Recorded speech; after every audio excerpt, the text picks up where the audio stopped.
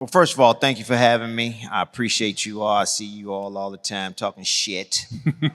Talking that good I got some things I want to say too about what you said about us in the '90s. So, Yeah, I know, right? Okay. talking to you, buddy. Yeah. All y'all. Yeah, I'm talking to all y'all. Yeah, I got some words from Chris Mullen, Mitch Richmond, all the other old guys. They said I was coming on. He was like, "Yeah, make sure you give it to him." I said, "No question." You know, everybody talking about Mike. Mike is the GOAT. Mike was that bad motherfucker. Mike, had it going on. Mike didn't let people beat him. Mike didn't. He went on about his business. He didn't let people, beat him, and he knew how to play the game. But you all think that we couldn't play.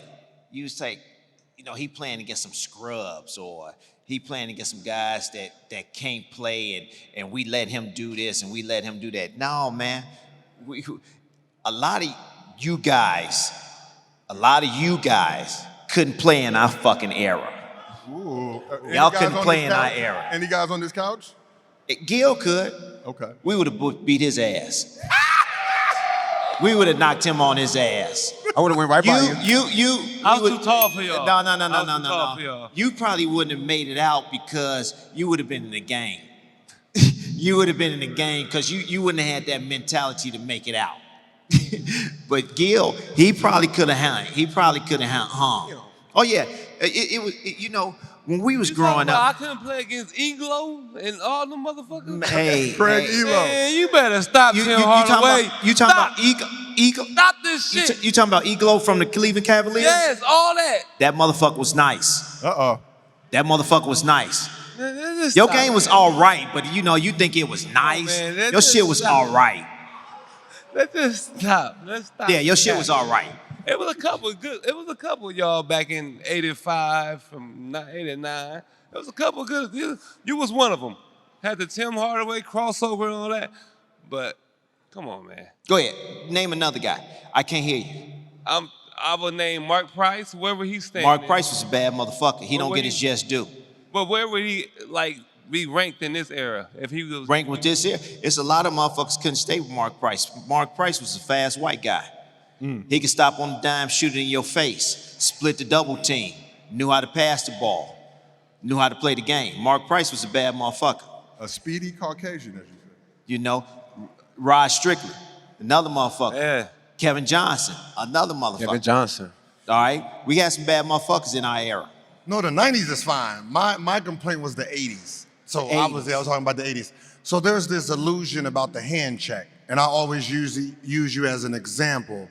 And I said, if the hand check was so dominant, then how can the scoring guard come in as rookies tearing everybody's ass up, right? So there was only a few back then: Isaiah Thomas, Kevin Johnson, and then you. And I'm saying if the hand check was what everyone said was, when the scoring guard, the guy who comes downhill, when he came into the game, why wasn't it affecting him? I'm gonna tell you this. When we came into the game, Kevin Johnson, myself, even Mark Price, we was fast enough and quick enough, and we can handle the ball. And we used to get out of the offense. And we used to not run offense. If you was gonna hand check us, we used to not run offense, and we used to take our man, so he had to understand, these motherfuckers ain't running offense. These guys we gotta play them legit. Other guards, say like Derek Harper, he didn't have that, those handles to get past somebody. Like Brandon, you and Brandon, y'all had handles to get past. If somebody picked you up, you laughing at them. Yes, yeah. Y'all laughing at them. For sure. So yeah, that's what it was. When they picked us up, we was laughing at them. Then they had to start picking us at half court. See, so my theory was right. Like when people talk about the hand check, and I'm like, it only worked against guys who were running off, who had big men who were sitting there, back to the basket, trying to run offense, so it's easy to hand check. Exactly. Somebody who's coming full speed, you can't do nothing. No, you cannot. Okay. So Tim, I got a question for you. Prime Tim Hardaway versus prime Gilbert Arenas. Who's getting cooked? I would kill him. You would kill Gilbert. First of all, you know what? I start taking him down low. This is what I do. In my mind, I say, I'm gonna post him up about 3 or 4 times. Put all this ass on his chest, move him, jump hook, turn around. All that ass. Oh yeah. I mean, I put all this on. Then I come at you. What's funny is when I first started to play, I had your crossover down. Yeah, I saw that. And then my arms got too long and the shit was a little slow. So I want to go back to something you said. Obviously, you coached Brandon when you were with the Pistons. You said Mr. B could not play in the 90s. Brandon, do you agree or disagree with him saying you wouldn't be able to handle yourself in the 90s? No, he said they would post me up. Okay. So that means I'll get post up and then I'll come down and I'll be able to do my thing. No, Brandon would have got beat up. He would got beat up. Like a lot of people don't understand. And ask your pops. When you pass and run through that lane, you got to be like a football player running through a line. Everybody's gonna touch you, and they might not touch you in a way that you want to be touched. I mean, they hit you. They hitting ribs. I believe it. They hitting gut. You know, they putting a knee in your thigh. I mean, it was a lot of stuff going on. No, for sure. Back then. But I don't know if your body could have held up to that physicality. Little ass boy. This is what he's saying. Now, I'm not saying that he's saying it. I was just as quick as AI. So. But you weighed 104 pounds, brother. Too little. But see, AI, you got to understand. AI used to duck around Karl Malone when they was coming. He throw that ball up and duck. Charles Oakley and them guys, Terry Cummings. When he went to that hole, he didn't go into the hole like, yeah, I'm gonna take this hit. For sure. He went in like. I'm just saying because they was coming after him. No, for sure. I'm just saying quickness. But he was, of course, quickness. But we would have stopped. We would have stopped that. We would have ran you around 3,000 picks. That's a fact. I believe that. That's a fact for sure. Damn, brother. Brother, you would have been a bench player, huh? But what makes that like basketball just fouling just a foul? Like jailhouse basketball, why is that considered good though? The what? The jailhouse basketball, why is that considered good? Because that's the way we grew up. And believe me, I understand the changes. I understand the changes, the rule changes and everything, and I'm happy. I'm happy for them rule changes. Some calls, like, you can say, for sure. Some of them not flagrant, but I do understand. I mean, and another thing, there's no real rivalries. Let's get it right. Rivalries like you scrapping, you fight. They throwing blows. Mm-hmm. They don't care about their money. Mm-hmm. That's a rivalry. I watch guys go out there and they play the game, and then they talk so much shit to each other, and they think they gonna fight. And then after the game, hey man, great game, then hug and shit like that. I saw the Indiana Pacers, Detroit Pistons went up there and beat them in the play-in stuff, and then Indiana came in with their squad and busted Pistons' ass. And then the Pistons was like, yeah, we'll see y'all in a couple of weeks. I'm like, yeah, okay, yeah. I'm in front of TV, my popcorn, watching my son and stuff. They get their ass whooped. they talking shit to them. I said, if I go back and put on my shit and suit up, I want to go fuck up Halliburton. Ooh.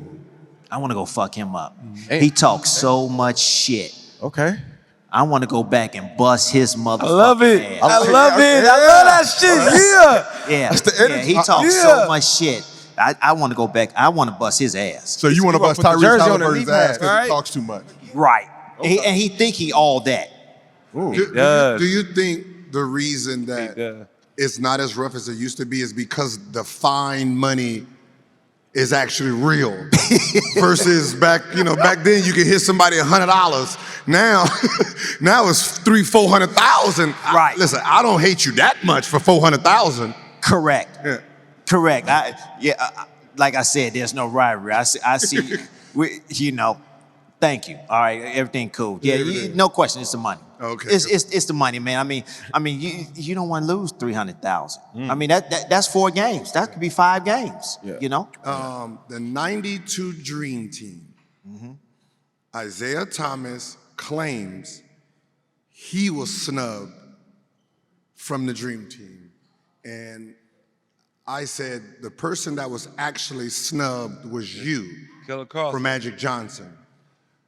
Killer Cross. Because everybody on the team was all NBA players.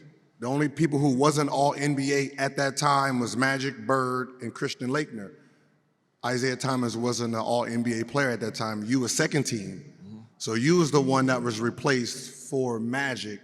And I'm trying to figure out why does Isaiah, why was the news around him at that moment in time and not you? Because this was the rumor. They came to Michael. They really needed Michael to play. They came to Michael, and like David Stern and the Olympic team, they came to Michael and said, "Yo, Mike, we really need you to play. We need for you to go global." And Mike said, "All right, I will play only if Isaiah is not on the team." Damn. So he really said that. He said that to them. Damn. And Power. that and Matt and then Magic was like, "I'm cool with that." And then what's really crazy is, you know, God rest his soul, but the coach, he had trouble. He had trouble with that because he wanted his guy on the team, Chuck Daly. Yep. He had trouble, but he knew it was a business too. And he wanted to be that first person to get that goal for the dream team and everything. So it was the Pistons. he had to be okay with it, but he wasn't okay with it. Yeah. But why wasn't you the one they were arguing for since you were the second, but like, Right. Well, you know, it wasn't like I get Isaiah, but Right. he wasn't even in the conversation as one of the best players in the NBA at that moment in time.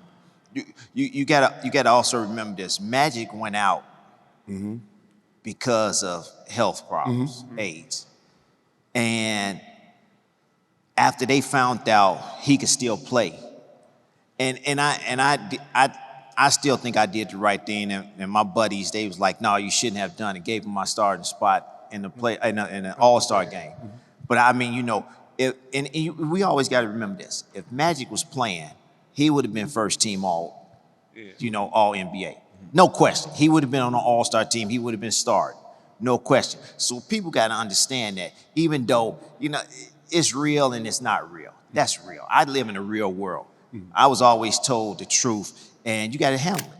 And I understood that. So, I mean, that's the way it was. I didn't think nothing of it because that's Magic. I mean, without Magic and Larry Bird, come on, man. No, I get it. Okay. All right. Well, let's keep this thing moving. I want to go back to something you said.